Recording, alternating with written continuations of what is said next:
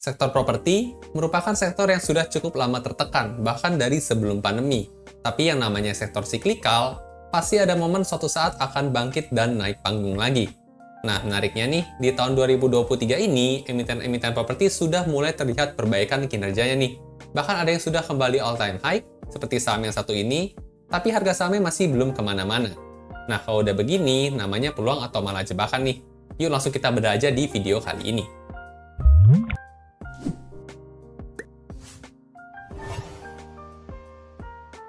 Halo dan selamat datang kembali di channel saya, Jonathan Tamrin. Buat teman-teman yang baru pertama kali nonton di channel ini, saya sharing hal-hal seputar saham dari sudut pandang fundamental.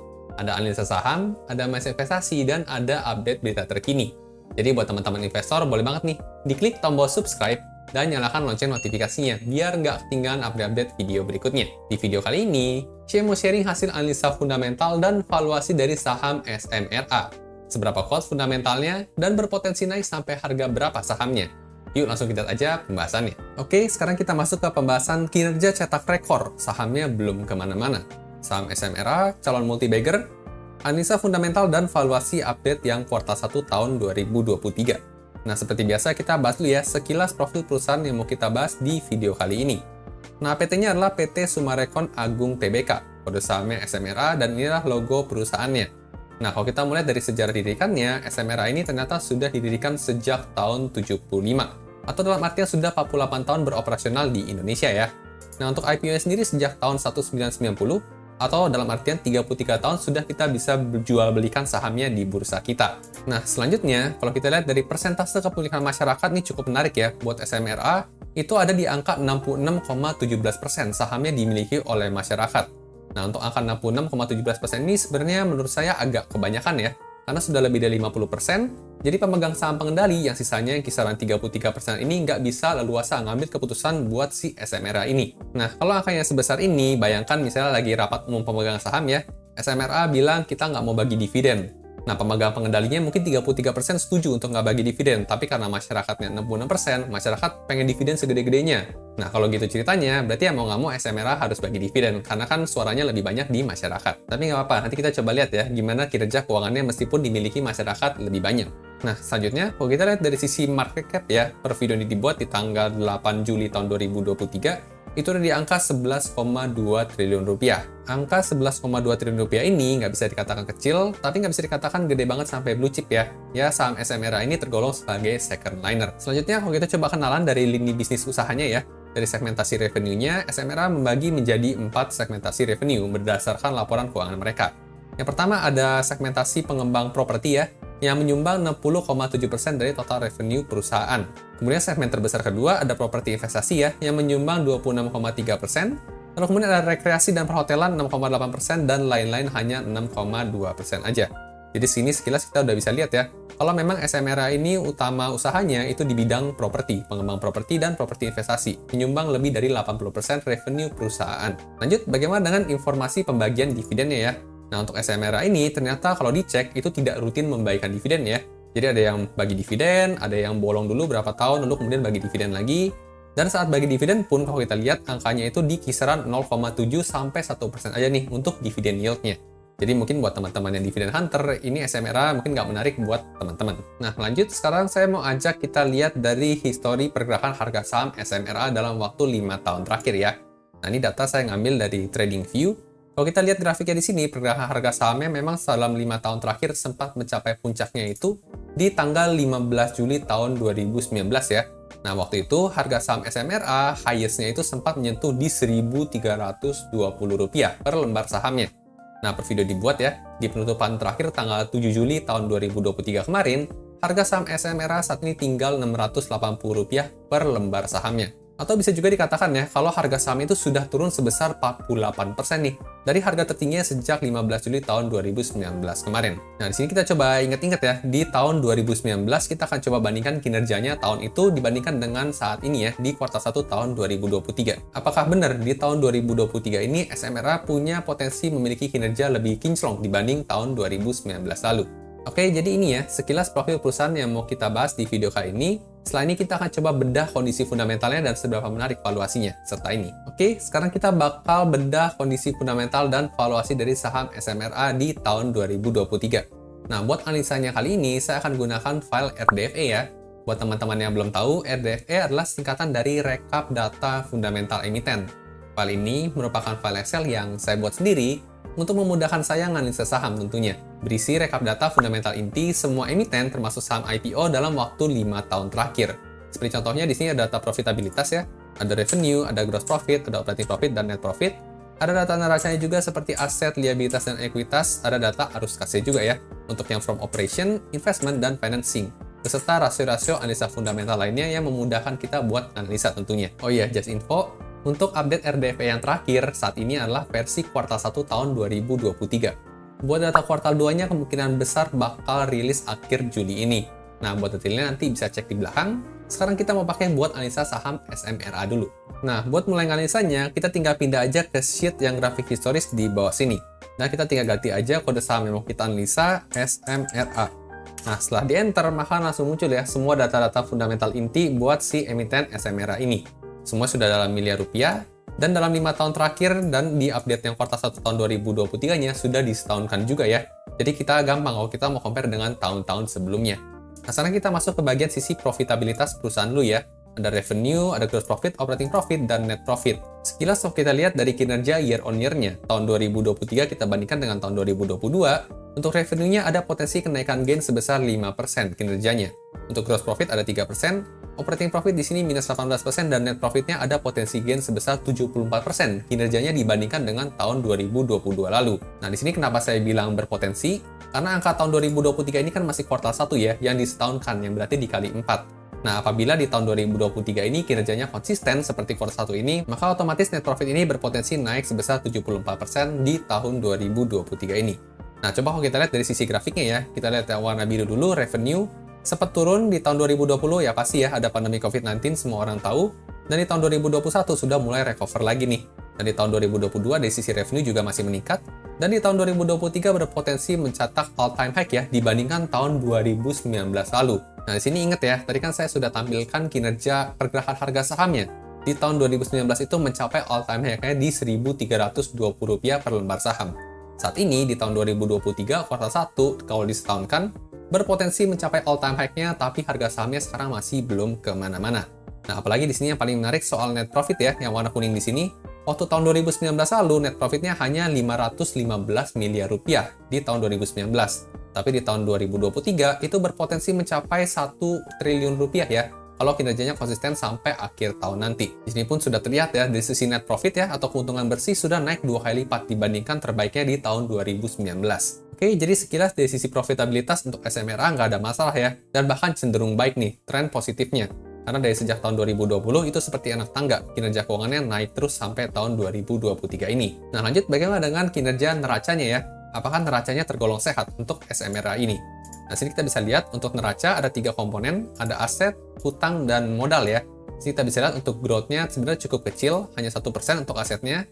Hutangnya bahkan di sini bertambah ya, bukan berkurang 1%. Tapi di sini yang bagus adalah modalnya bertambah lebih banyak ya persentasenya dibandingkan dengan hutangnya. Nah, tapi kalau kita coba lihat, meskipun modalnya naik lebih banyak ya persentasenya, kalau kita lihat grafiknya ternyata yang warna oranye ini ya, hutang, itu angkanya masih lebih tinggi nih dibandingkan dengan modalnya. Di tahun 2023, kuartal 1 sendiri, hutangnya mencapai 16,7 triliun, tapi modalnya cuma 9,4 triliun aja. Jadi dari sisi kesehatan neraca, sebenarnya untuk SMRA nggak bisa dibilang ideal banget ya, karena di sisi hutang lebih tinggi dibandingkan dengan modalnya. Yang berarti kemungkinan gagal bayar atau bangkrut itu ada nih buat si SMRA ini, jadi perlu hati-hati. Nah, kita coba lanjut ya, bagaimana dengan kondisi arus kas perusahaan. Nah, arus kas ada 3 komponen juga, from operation, investment, dan financing. Tapi kita lihat dari yang bagian operation dulu ya. Yang warna biru kita bisa lihat dalam 5 tahun terakhir angkanya lebih konsisten positif terus ya, kecuali tahun 2020 angkanya negatif. Dan ini merupakan hal yang bagus ya, karena arus kas operation yang positif itu tandanya uang lebih banyak masuk dibandingkan yang keluar di tahun tersebut. Sebagai pemilik bisnis tentunya kita pengen cuan ya, bisnis kalau cuan itu kan duit lebih banyak masuk dibanding yang keluar. Nah, ini menarik di tahun 2021 dan tahun 2022 angkanya itu gede-gede ya, arus kasnya sampai 2,6 triliun, dan di sini juga tahun 2022 juga 2,6 triliun rupiah. Nah, untuk tahun 2023 udah positif juga ya. Ini masih data kuartal 1, masih 474 miliar, jadi di sini masih good ya untuk operationnya. Nah, kita coba lanjut. Bagaimana dengan kondisi arus cash from investment? Kita lihat ya, warna oranye di sini angkanya selama 5 tahun terakhir konsisten negatif terus angkanya.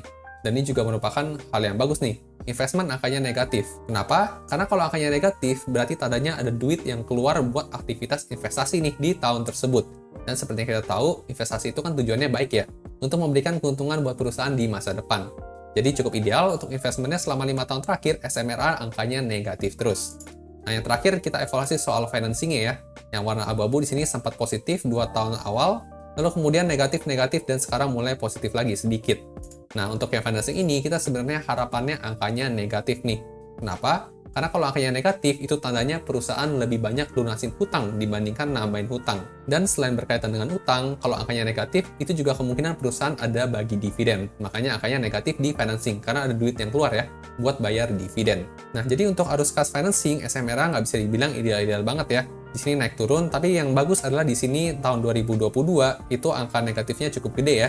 Berarti di sini lunasin hutangnya lebih tinggi dibandingkan dengan penambahan hutangnya di awal-awal tahun sebelumnya ya. Oke, jadi untuk arus kas SMRA meskipun nggak bisa dibilang ideal, tapi udah cukup oke ya. Karena dari sini arus kas operationnya lumayan positif, cukup gede, jadi nggak ada masalah. Nah, sekarang kita akan coba lanjut ya. Kita akan evaluasi mengenai rasio-rasio keuangan perusahaan. Nah, kita akan lihat dari sisi profitability marginnya. Ada gross profit margin, operating profit margin, dan net profit margin. Nah, di sini sekilas kalau kita lihat yang bagus adalah gross profit margin ya. Sini angkanya gede-gede nih, mencapai 50% lebih gross profit marginnya. Nah, angka gross profit margin di atas 40% ini merupakan hal yang bagus ya. Karena biasa cuma market leader aja nih yang bisa punya gross profit margin lebih gede dibanding 40%. Jadi ini bagus ya, warna birunya itu udah di atas 40% dari tahun 2019, bahkan semakin kesini semakin membaik, angkanya jadi 52%. Nah, untuk operating profit marginnya juga bagus ya, trennya juga masih naik sejak tahun 2020. Dan untuk net profit marginnya juga sama ya, membaik sejak tahun 2020 dari yang 1 digit sekarang sudah 2 digit dan bahkan hampir 20% untuk net profit marginnya. Nah, jadi ibarat misalnya SMRA ini menjual produknya seharga 100 juta, maka laba bersih atau keuntungan bersih perusahaan itu 18 juta ya. Dan cukup gede juga karena sudah 2 digit di sini. Oke, sekarang kita lanjut bagaimana dengan rasio ROE ya, atau return on equity-nya. Di sini kita bisa lihat juga trennya membaik ya, dari tahun 2020 yang hanya 3%, sekarang sudah mencapai 2 digit di 11%. Dan kalau kita evaluasi, angka 11% ini tergolong cukup baik ya. Biar gampangnya kita coba bandingkan dengan deposito. Kalau kita taruh 100 juta di deposito, mungkin tahun depan kita cuma dapat sekitar 3-4 juta returnnya.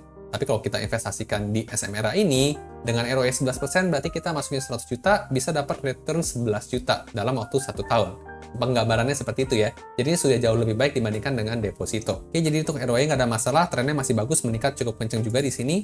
Lanjut bagaimana dengan rasio hutang ya, atau debt to equity ratio, rasio DER. Nah, kita bisa lihat kinerja DER-nya selama 5 tahun terakhir. Ternyata di tahun 2020 itu hutangnya sempat naik cukup tinggi ya, mencapai 2,31 kalinya modal. Dan sekarang sudah turun berangsur-angsur, dan ini merupakan hal yang baik. Karena semakin kecil rasio DER, berarti kemungkinan buat gagal bayar atau bangkrut itu semakin kecil. Meskipun sekarang angkanya masih di atas 1 ya, masih tergolong tinggi, tapi seenggaknya udah lebih rendah dibandingkan yang tertingginya di tahun 2020.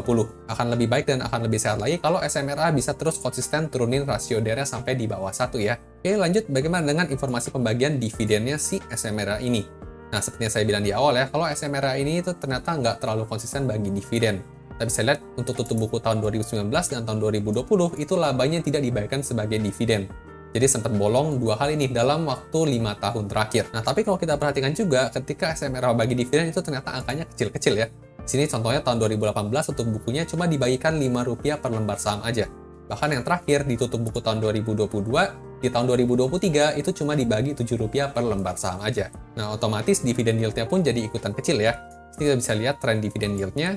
Bahkan ada beberapa kali nggak nyampe 1 ya, di tahun 2018 dan tahun 2021 itu bahkan nggak nyampe 1% dividennya. Di tahun 2022 ini lebih tinggi, tapi masih 1,16% aja. Jadi mungkin nggak cocok buat teman-teman yang milih saham SMRA buat nyari dividennya. Ya tapi menurut saya meskipun sedikit, tapi patut diapresiasi lah ya, daripada nggak sama sekali kan, yang mending ada tapi sedikit. Nah oke, tadi kita sudah sekilas lihat kondisi fundamentalnya SMRA ya. Tergolong oke untuk dari sisi profitabilitas, meskipun neracanya patut cukup diwaspadai ya, karena tingkat hutangnya lebih tinggi dibandingkan modalnya. Nah, pertanyaan selanjutnya, apakah harga saham saat ini tergolong undervalue, murah, harga wajar, apa udah kemahalan nih? Dan apakah ada potensi gain dari harga saham saat ini? Nah, buat menjawab pertanyaan tersebut, tentunya kita perlu lihat valuasi ya. Nah, buat rasio valuasi juga di sini ada. Kita akan coba lihat dari rasio valuasi yang pertama dulu, yaitu PBV atau Price to Book Value. Ini ada pergerakan PBV selama 5 tahun terakhir ya, dengan update yang terakhir di tahun 2023 kuartal 1. Kita bisa lihat rasio PBV-nya dari tahun ke tahun itu semakin turun ya. Dari yang tahun 2019 itu 1,97 kali, sekarang tinggal 1,19 kalinya aja. Nah, buat teman-teman yang mungkin belum familiar, buat baca rasio PBV, itu gampangnya kita berpegangan pada angka 1 ya. Kalau rasio PBV-nya itu di bawah 1, itu berarti saham sudah mulai under value. Tapi kalau sudah mulai di atas 1, seperti 1,3, 1,5, 1,7, itu saham berarti sudah mulai over value atau kemahalan. Nah, kalau kita lihat di sini sih, untuk tahun 2023 yang terakhir, sebenarnya harga sahamnya tergolong wajar ya. Jadi nggak bisa dikatakan murah-murah amat. Tapi kalau kita bandingkan dengan kinerja 5 tahun terakhir, bahkan di kinerja tahun 2019 ini ya, yang tadi kalau kita lihat cek di atas itu tidak secemerlang tahun 2023 ini, itu pernah dihargai mahal sampai 1,97 kalinya. Nah, apalagi dengan didukung beberapa tahun terakhir sudah ada peningkatan kinerja, maka katalisnya buat SMRA ini menurut saya sudah mulai positif nih. Jadi angka 1,19% ini bisa aja balik ke angka 1,97 kalinya lagi, atau bahkan bisa mencapai harga tertinggi kemarin di tahun 2019. Karena toh kinerjanya juga sudah lebih kinclong dibandingkan tahun itu. Nah, jadi kalau disimpulkan untuk rasio PBV secara umum nggak bisa dikatakan murah-murah amat, tapi kalau secara historis itu tergolong murah ya dibandingkan 5 tahun terakhir. Dan kalau kita misalnya expect balik ke harga all time high-nya aja kemarin, itu sudah beggar sendiri ya, sudah cuannya lebih dari 100% sendiri. Nah, tapi oke lah, kita nggak usah berharap sampai all time high lagi, seenggaknya dapat sampai angka rata-rata 5 tahun terakhir ya. Nah, di sini ada average ya dalam waktu 5 tahun terakhir di angka 1,51. Jadi kalau angka 1,19 ini balik ke angka 1,51, ya kurang lebih ada gain yang potensinya cukup aman di angka 30-40%. Nah, ini angkanya udah lumayan banget ya, apalagi untuk resiko penurunan sudah terbatas karena didukung kinerja fundamental. Nah, oke, itu tadi rasio valuasi PBV. Sekarang kita pakai rasio valuasi yang kedua ya, buat bandingin nih. Jadi biar nggak percaya dengan satu rasio doang. Nah, rasio yang kedua kita pakai adalah rasio PE ratio ya, atau Price to Earning Ratio. Ini merupakan tren PE ratio selama 5 tahun terakhir. Grafiknya kita bisa lihat ya, di tahun 2020 itu sempat tinggi sekali sampai 64 kalinya. Sekarang tinggal 10,33 kalinya aja. Nah, buat teman-teman yang mungkin belum familiar ya dengan baca rasio PE ratio, cara gampangnya adalah kita berpegangan pada angka 10-13. Nah, kalau di kisaran 10-13 itu harganya berarti wajar, nggak dibilang murah. Tapi kalau mulai di bawah 10 itu semakin murah. Tapi kalau sudah di atas 13 itu semakin mahal ya secara valuasi. Nah, untuk valuasi tahun 2023 sebenarnya kurang lebih sama ya sama PBV tadi, bilangnya ini nggak terlalu murah. Jadi harganya wajar aja. Tapi kalau kita lihat secara historis, itu sempat dihargain 64 kalinya ya. Ya, kita nggak usah muluk-muluk deh sampai balik ke angka 64. Balik ke angka 2019 aja nih, di 28,15. Itu harga sahamnya berarti ada potensi naik lebih dari 100% ya. Ya, kalau mau lebih spesifiknya berarti ada potensi gain sekitar 150-180% dibandingkan dengan harga saat ini ya. Tapi tentunya dengan catatan, kinerja keuangan perusahaan tetap harus konsisten sampai akhir tahun 2023. Membaik gitu ya dibandingkan dengan tahun sebelumnya. Itu catatan atau kuncinya. Nah, buat hitungan konservatif, kalau harga sahamnya saat ini di kisaran 600-an rupiah per lembar saham, mungkin kita bisa expect 1-2 tahun ke depan itu gak usah muluk-muluk all time high deh. Balik aja ke 900 itu sangat possible sekali. Atau minimal gainnya itu bisa 40-50% buat dalam 1-2 tahun ke depan. Udah lumayan banget, jauh lebih tinggi dibandingkan kenaikan IHSG tahun ini. Tapi tentunya seperti biasa ya, saya disclaimer dulu, tujuan dari pembuatan video ini bukan untuk memberikan saran beli atau jual suatu saham. Jadi saya pure hanya men-sharingkan hal-hal yang saya temukan menarik ya. Bagus kalau teman-teman dapat insight, tapi buat jual beli suatu saham, teman-teman tetap harus ngerjain PR sendiri nih, atau do your own research. Oke, jadi itu tadi sharing analisa fundamental dan valuasi saham SMRA versi saya. Buat teman-teman yang tertarik sama file Excel RDFA-nya, saat ini sudah ada yang update kuartal 1 tahun 2023 dan ada 750-an emiten yang sudah rilis laporan keuangannya. Buat yang update kuartal 2-nya, nanti kemungkinan rilis akhir bulan ini. Dan buat teman-teman yang pesen, bakal dapat free update berkala nih. Minimal 1 kali setiap minggunya sampai lengkap data 700-an plus laporan keuangan emitennya. Teman-teman juga boleh coba file sampelnya dulu, gratis ya. Jadi kalau cocok, teman-teman bisa langsung pesan aja. Boleh DM atau email saya, panggil aja. Bang, Mas, Bro, bebas ya. Mau minta file sampel RDP-nya dong. Nanti bakal dibantu sama tim saya buat file sampelnya. Nah, buat info lebih lengkapnya lagi soal paket dan harga, bisa langsung DM IG atau cek highlight-nya di sini ya. Nah, gimana nih teman-teman setelah dengar analisa tadi, seberapa setuju dengan analisa saya? Atau ada yang punya pendapat lain? Tuliskan pendapat dan komentar teman-teman di kolom komentar di bawah ya, biar bisa kita diskusin lebih lanjut lagi. Suka video seperti ini? Jangan lupa di like dan bagikan ke teman-teman investor lainnya ya, supaya makin jago analisa sahamnya. Sampai jumpa di video berikutnya.